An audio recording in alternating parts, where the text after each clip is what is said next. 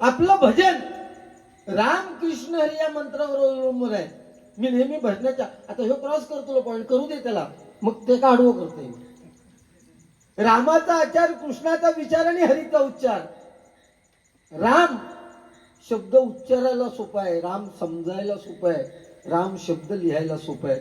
परंतु कृष्ण ज्याचं प्रत्येक अक्षर जोडाक्षर आहे, तो कृष्ण समजायला कठीण आहे, कृष्ण शब्द उच्चारायला कठीण आहे, आणि कृष्ण हा शब्द लिहायला सुद्धा खूप कठीण आहे. आपलं हे हिंदुस्थान हिंदू राष्ट्र म्हणून आता घोषित होईल थोड्या दिवसात, थोड्या वर्षामध्ये. तरी पण प्रभू रामाची प्राण प्रतिष्ठापना हिंदुस्थानामध्ये व्हायला किती वर्ष लागली? 500 वर्ष लागली. 500 वर्षानंतर गेल्या 22 जानेवारीला 24ला प्रभू रामाची प्राण प्रतिष्ठापना अयोध्येमध्ये झाली.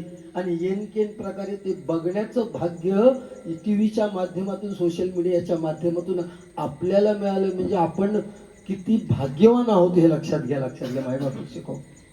कलियुग आहे, इथे नामस्मरण तुमच्या कामाला येणार आहे. कर्म जे काही तुम्ही करणार आहे, 84 दशलक्ष योनीनंतर मनुष्याचा देह मिळालाय, ते तुमचं कर्म तुमच्या कामाला येणार. पूर्वीच्या काळी चालायचं, मागच्या जन्मी केलं तर या जन्मी फेडायचं. आता तसं नाही, या जन्मात केलं तर तुम्हाला या जन्मातच फेडावं लागतं. किंबहुना सकाळी एखाद्याचं वाईट केलं असेल, संध्याकाळपर्यंत तुम्हाला फेडावंच लागतं. म्हणून काय म्हणतोय बघा, की एखाद्याचं चांगलं करता आलं नाही तरी करू नका, परंतु दुसऱ्याबद्दल वाईट चिंतू नका, त्याची नोंद तुमच्या कर्मात होते. परंतु ही नाती तुटली, हे कलियुग आहे. 15-20 वर्षापूर्वीचा काळ आठवा. आपल्या घरात जर एखादा मुंबईवरून चाकरमानी आला, तर त्याला पोचवायला तुम्हाला रत्नागिरी एसटी स्टँडवर जायला लागायचं.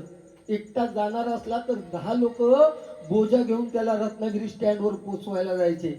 एकदा काय एसटी निघाली की तो जाणारा सुद्धा ओक्साबोक्षी रडायचा, आणि त्याला पोचवायला जाणारी 10 माणसं सुद्धा ओक्साबोक्षी रडत घरी यायची. एवढं प्रेम होतं. आणि आता कोणाच्या प्रेत यात्रेला गेलं ना, तर डोळ्यातून साधा एक थेंब पाण्याचा येत नाही. ही आजची परिस्थिती आहे, लक्षात घ्या.